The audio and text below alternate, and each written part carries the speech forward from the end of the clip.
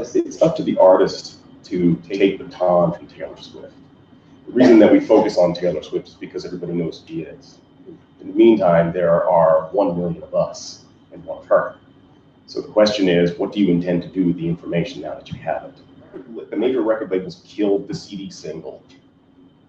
What they were doing was they were signing acts, giving them in advance based on the strength or what they perceived as the strength of one song, and saying, we're giving you $100,000, spend 90,000 of it on that song.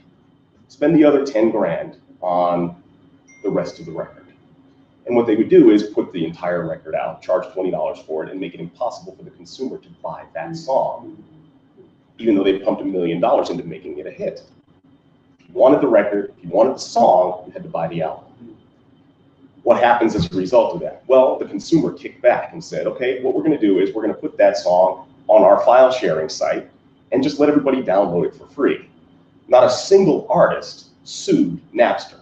The record labels did and eventually settled. The point is, the artists weren't getting paid anyway. So why did they give a damn? Wow. Right. So if you're the record label I'm signed to and you haven't given me a royalty check, I'm still sleeping on my mom's couch. I'm the most famous broke person in the world. Why do I care if Napster's sharing my stuff for free? To drive the point home, God rest his soul, Prince made a deal to put out his single in 2001 on Napster. This is after the settlement happened. So Napster is still up and running, it's still on fumes.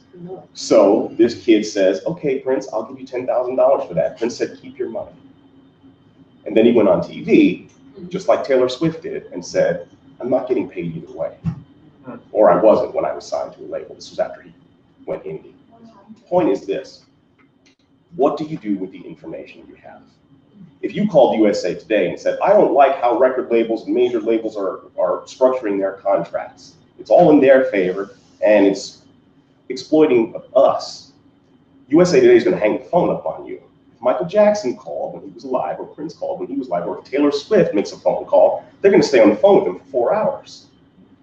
Thankfully, Taylor Swift said, I'm going to use that 4 hours to help you. Wow. That's all she can do, apart from showing up at your house and saying, hey, come on, I'm going to give you a hand with this.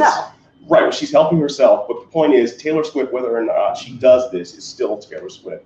She's still quite wealthy. She's still quite well known. Right. Yeah.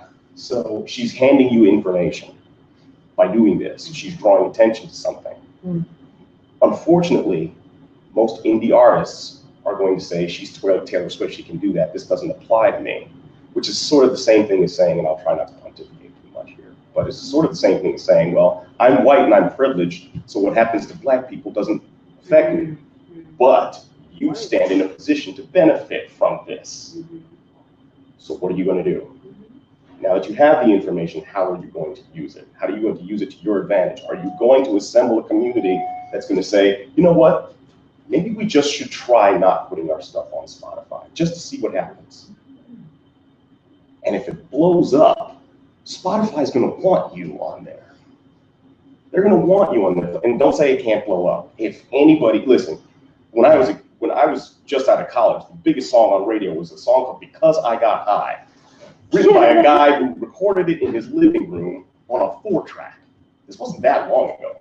And that guy retired on that song. He's playing gigs right now on that song. Why not just try it? See what happens. What's the worst that can happen? You're in the same position you are now. Who knows? And to answer another part of your question, the more you know, the more you're in a position to negotiate. Yeah. Basically, everything's a negotiation. And you can say yes and you can say no. So the point is, don't say yes to something that you don't want and then say, why did they do that to me? Because they did that to you because you said yes.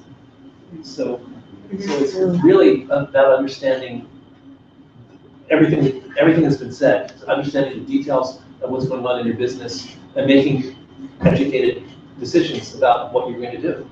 Yeah, and I think whether it's music or theater. That there is no, again, to get rid of this us versus them mentality, there is no, oh, streaming is bad and this is what should happen from this point of view. It's different for everybody. It's different for each individual. It's what every individual does with streaming.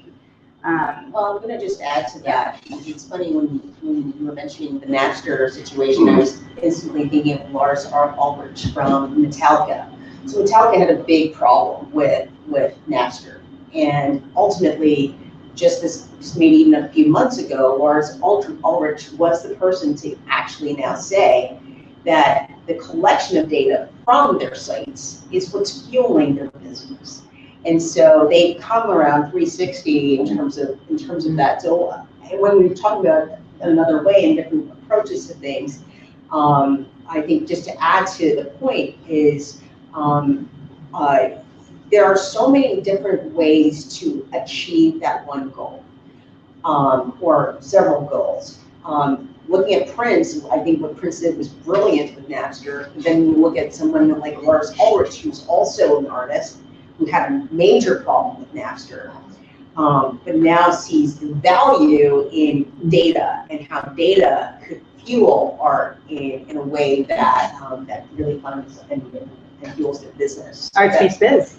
Yeah, that's right.